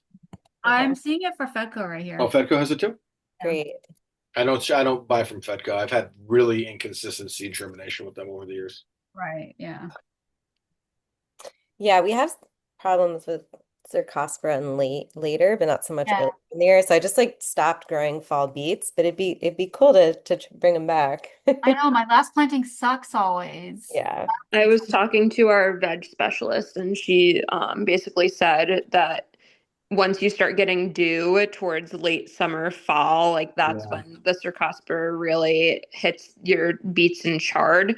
So maybe try in a tunnel for those plantings when you start getting dewy. The Charbel chard is, I've never seen Cercospora on it once from Johnny's. Never seen it. What color is that one? Red? Red stem. It's a beast. I mean, it's a prolific producer. Off of maybe 120 feet this year, we got over 400 pounds. I don't know. I've tried Charbel and it wasn't good for us. Oh, I swear by it. I usually grow it inside, so it's a disclaimer on that one. Oh, okay. That probably really helps. Has Anybody anybody else? grown? I'm sorry, go ahead, Yoko. No, go ahead. I was just going to ask, does anybody have a Parisian carrot variety that they like? Parisian carrots. Like the little round The ones. round ones. Yeah. Are there that many different varieties? I don't know. I never Okay. grown them before. I grow Napoli and Bolero. I'm pretty boring. I've grown that too. I just wanted to try a Parisian variety. So Right. Yeah, I don't know. I don't, yeah, I grew one maybe from Fedco a couple of years ago, but I really don't like growing them. I feel like for the amount of space they take up, the return is minimal with the tiny nubby carrots.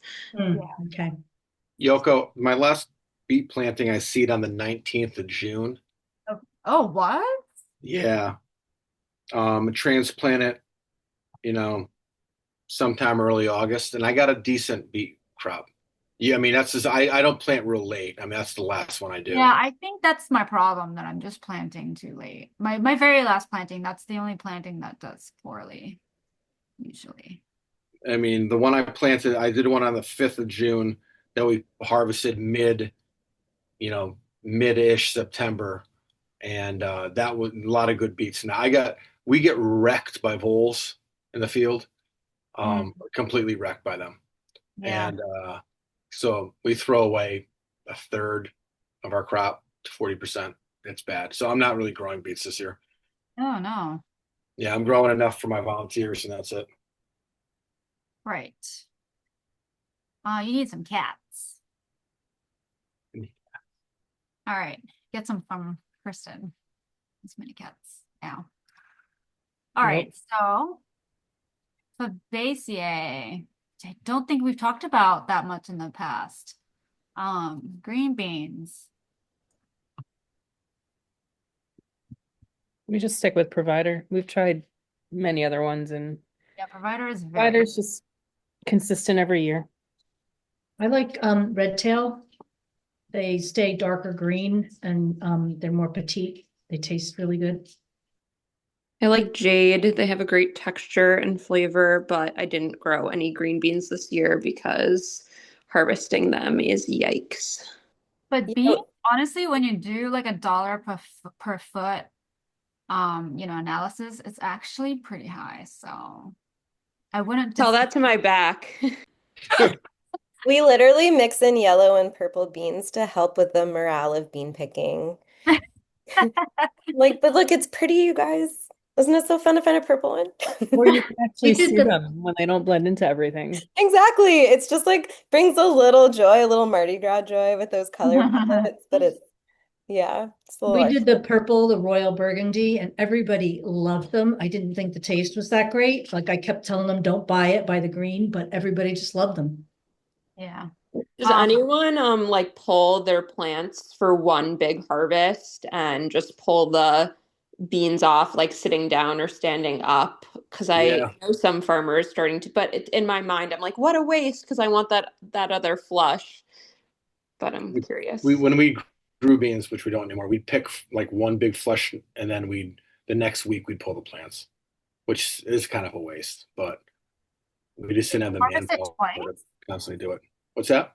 You just harvest it twice. Yeah, one full week. And we used to grow it for the CSA, they'd get 2 weeks of beans, and we'd do maybe 3 plantings. Well, it's becoming more popular to grow beans inside, so you trellis them up, so you Yeah, the don't pole beans. harvesting them. And it seems like it's like worth the tunnel space. I Because do pole beans outside, and they work really. I do Northeaster, like the Romano beans, and I don't know. I really like them because I can harvest them for a really long time, and you can stand while you're harvesting, and they also can get pretty big and still be like really nice and tender. What do you use for your trellis? Do you just do like a Hortonova on T-post? We have so many rocks in our soil, so I do like rebar, and then I like tie bamboo posts to them, and then I make like a mesh out of twine. Is that the word? Yeah. Nice. And they climb really well, so that's like all I have to do for them. I do second Jade is really good. It's almost as good as Provider, and it tastes better than Provider. For We yellow did beans, I like the peas. Gold Rush yellow wax bean. We did sugar snap peas in our caterpillar tunnel for the first time this year, and it was great. We had peas earlier than everyone at market and sold like hundreds upon hundreds of dollars of peas in one day because people were so excited about them. So it was worth the labor and the space, I thought. Yeah, it's definitely worth the space. Snap peas. Anybody have favorite snap pea varieties?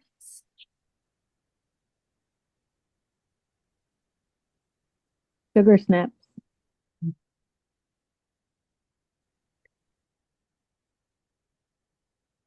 Well, I know Ian, you've mentioned having bird issues with peas. I don't grow any of these anymore.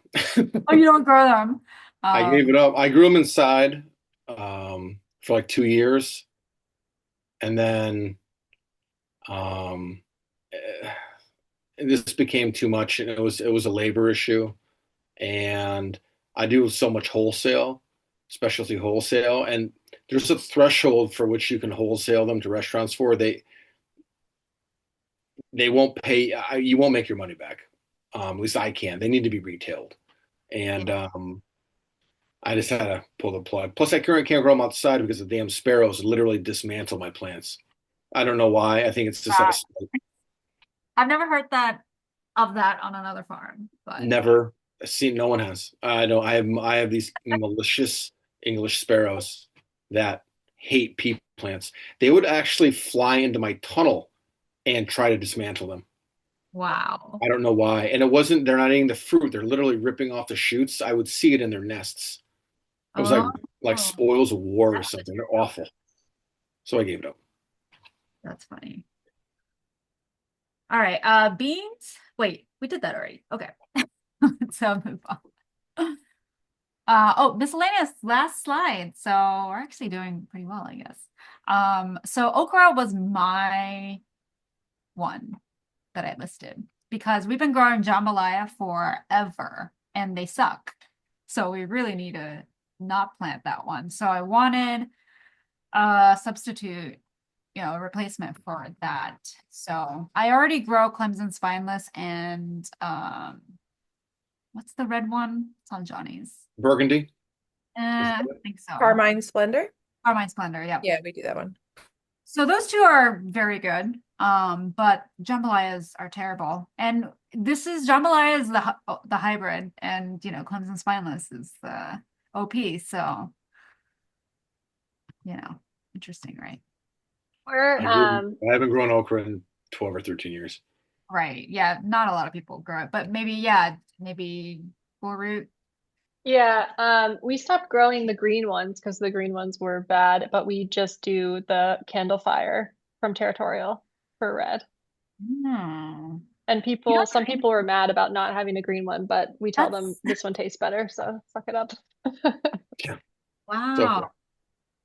How did it not do well? Like it just didn't Didn't produce. produce, yeah, like for like the time and bed space, and it just like was not producing nearly as much as candle fire. Anybody else grow okra? We did Burma, Simpson, and I'm trying to find the red one we did, and I can't find it. Oh, it's okay. I don't need red. Yeah, but it was awesome. Oh yeah. Okay. It did absolutely fantastic. I just can't. Oh, Sherwood red. People like okra at the market. It's popular. We're in Stamford, and so there's a lot of ethnicities down there, and they bought way more than we actually thought they would buy this year. What But were the two varieties that you mentioned before? Sherwood red. and Sherwood, Sorry? Burma, Okay. and Sherwood. Okay, so Burma is a good one. Burma and well, I only have like a couple to go off of, so I don't know. Okay. They did fine. They did fine for us. You guys don't have verticillium where you grow it, right? Because I we heard do, but they grew through it. they grew through it. Because I hear okra just melts with verticillium. They grew through it. Wow, that's impressive. Yeah, I know. I Where did used to work at a farm that did land access with refugee and immigrant farmers, and a lot of our African farmers would grow okra, and some started selling to, I believe, True Love Seeds, and their okra was like bananas, like so tall, so vigorous. So maybe worth checking out True Love Seed. Yeah, it's interesting. All the kind of northern seed companies don't, there's not much diversity. So, like, Southern Exposure has a bunch of varieties. So, I was hoping somebody has grown some of them, but I guess we'll have to trial some. So we got our okra. Most of it was from Southern, well, the Sherwood Red was from Southern Exposure. Seed-wise, we Okay. got the other two from Seedwise from they source from local producers. So or small producers, sorry. So the okra came from a farm down in Virginia called Commonwealth Seed Growers. Oh, I've Uh, never heard of but it's Seedwise. Seedwise, yeah. Yeah. Okay, Yeah. yeah, I'll check that out and I'll report back next year. Yeah, so Seedwise is decent if you want to try varieties that have been being bred for specific things or that have like they're just like micro farms basically compared to like big ag Yep, yep. seed producers. So like our winter squash, one of our varieties that we grow is a butternut that's been hybridized a little bit, but that has really, really good downy mildew resistance and they just like annihilates. I mean the plants just like take over and they just are stellar. So we use Seedwise for some pretty unique stuff. Just a handful of stuff every year, but you can find some good stuff on there. I guess I could just jambalaya too. So, okay, that's good to know. Before we go on, Laura asked about very skinny haircut verd fillets varieties. Does anyone have any of those? Sorry, what is this? Sorry. So this is from the last page. We just skipped it. Oh, did Very I? skinny haircut verd fillets.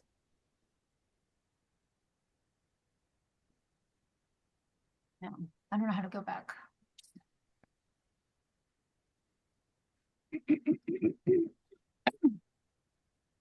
Oh, okay. Any Anybody want to say something about it? No experience. Yeah. All right, can we move on to onions? I grew onions this year. It was amazing. So, I which, grew 100% crop loss last year. Was yeah. it from leaf miners? Nope, it was from some kind of crown rot. Got in there and just, I don't know what it was. It was a combination of things, and it just, I've never seen anything like it. Was It it the melted bottom my rotting entire or crop. the top rotting? Uh, the greens were turning white and Okay, slowly creeping down, and yeah. then the hearts started to get soft. And by the time I got around, I kind of neglected the disease control a little bit. And by the time I kind of was like, what's that all about? It was too late. So this year I was all over them and we did pretty good. Okay. What varieties? Do I grow? Yeah. I like Calibra. I like Calibra a lot. It's pretty. It's a real pretty onion. Patterson's just the standard storage. Roasted the Milano, which everybody likes. Blush is a nice one. My white is Sierra Blanca. I grow Long of Florence for wholesales. I think that's it. I don't grow Cipollini's anymore. Anything else? We have an issue with botrytis every year in Symphysarium. And the two yellows that have some kind of resistance to it that have done well for us are Frontier and I think it's Trekker. What is it? Trekker? Yeah. Trekker, I think. I just have to TR, what is it? TR. Trekker and then Frontier. Okay, because we are terrible at growing onions and something just always happens, but I finally found one that works and it's Frontier. So that's why I'm wondering if Trekker would also work for me. But I can't Osborne unfortunately doesn't on the line they don't really have their disease codes on there, but I'm pretty sure that Trekker also has some tolerance to botrytis. It's becoming more and more prevalent in the alien crops. So oh, we're Osborne. trying Yeah. Um, So the other one that the red that worked well for me finally, again, I grow so many different varieties every year just to find anything that works. And Red Wing did really well. I've grown that. It's a good red. Huh? it's a good It's one. a I good thought red. I've grown that before. Yeah, there's and like, because the maturity is so long, I just thought, oh, I need something that matures quickly to, get size up before the disease sets in. But this is like the opposite. Somehow it's like this like super long maturity. I mean, comparatively. And somehow it just did really well. And I'm I really think Red surprised. Wing was not available like a couple years ago. No, And it went out and came. I think it came back. did it come back? Yeah.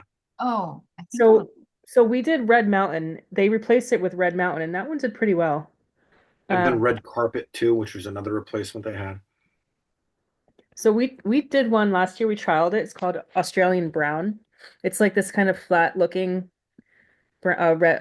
sorry, yellow onion, and I forget where I got it from, but it was like awesome, and it stores for a long time. But it's like kind of like almost like a cipollini, but it's not. It's actually a storage onion.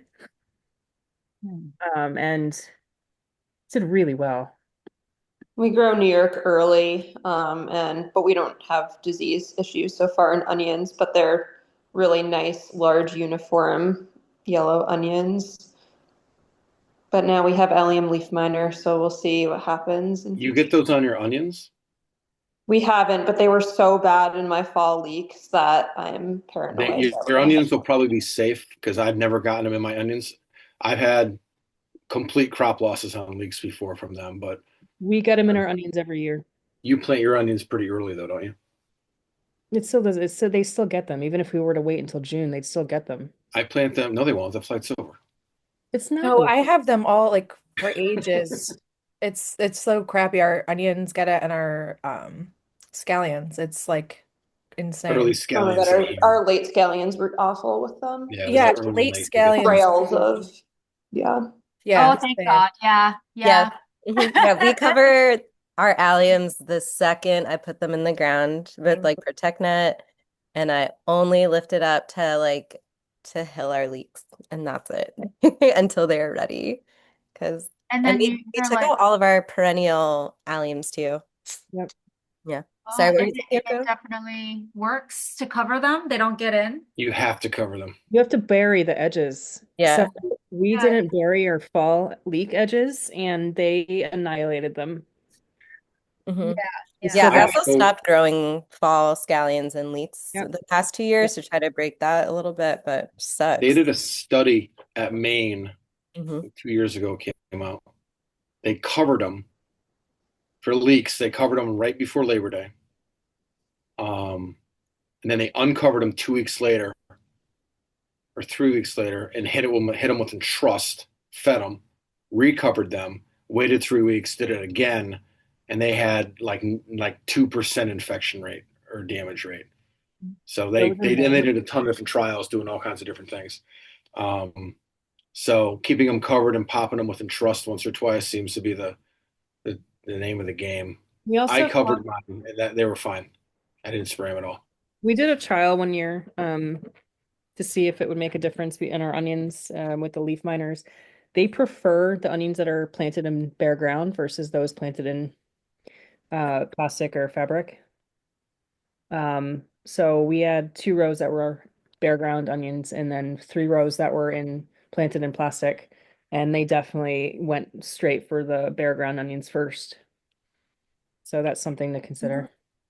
I think too, because my fear with covering everything with insectnet is onions really don't like the weed competition. And I feel like if I feel fearful of lifting up the cover, I'm just never gonna cultivate. So I feel like maybe landscape fabric does double duty on that.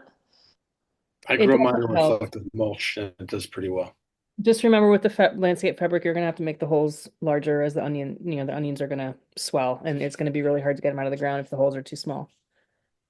Whereas plastic, I know we're gonna try to get rid of plastic on our farm, but it's kind of hard to do when a lot of crops are good with it. But the plastic, you can plant in a hole like this big, and the onion expands this big, and you can still pull it out with any issue. You can't really do that with landscape fabric. Word.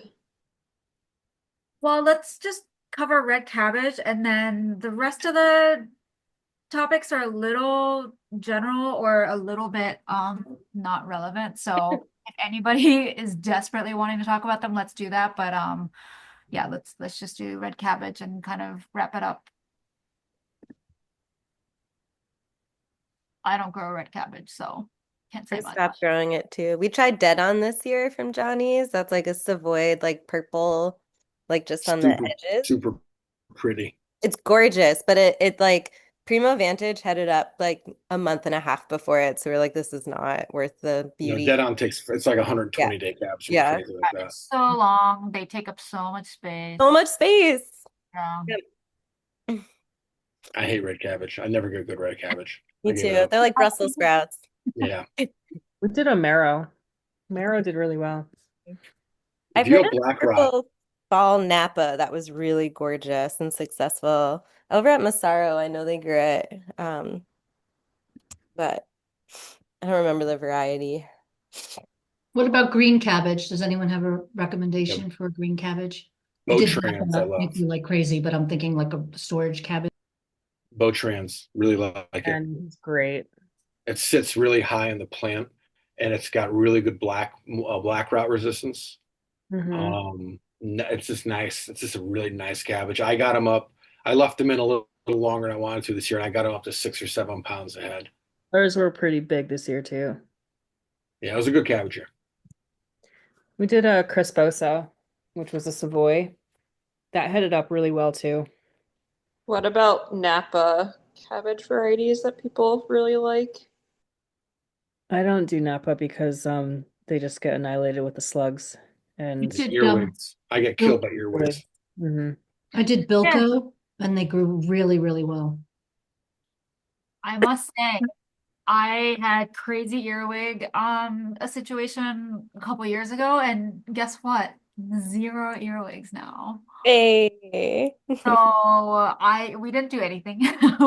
I almost wanted to drop it, but just keep growing it, and then like they just vanished. Yeah, we grow minuet every year and it's great. Yeah.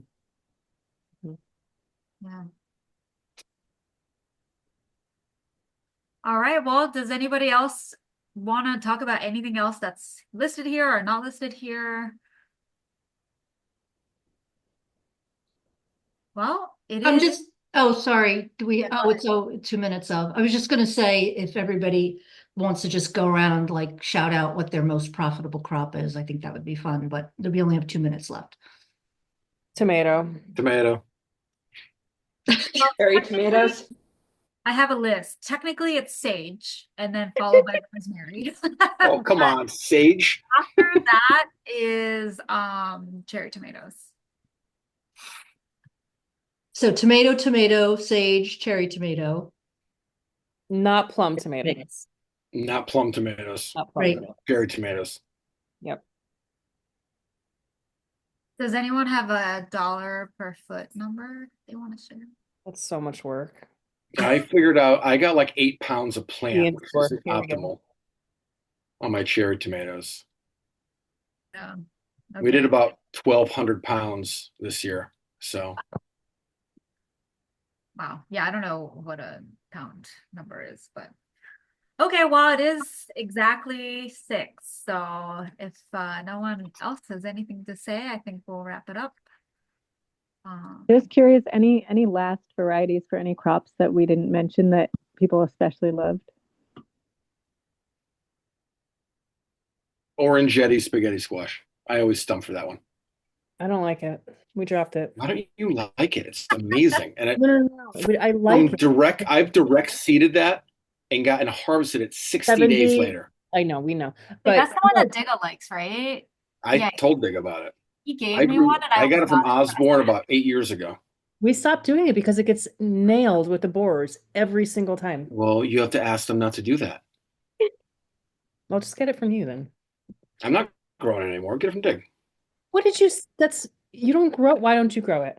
Because I gave up winter. When Mom got sick, I gave up winter squash. I had to cut something off the list. Yeah. I might grow it this year. I've been talked into growing Long Island cheese pumpkins this year. I don't know why, but Oh, well, thanks for an amazing discussion. Thank you, Yoko, for hosting Take us. Thank you, care.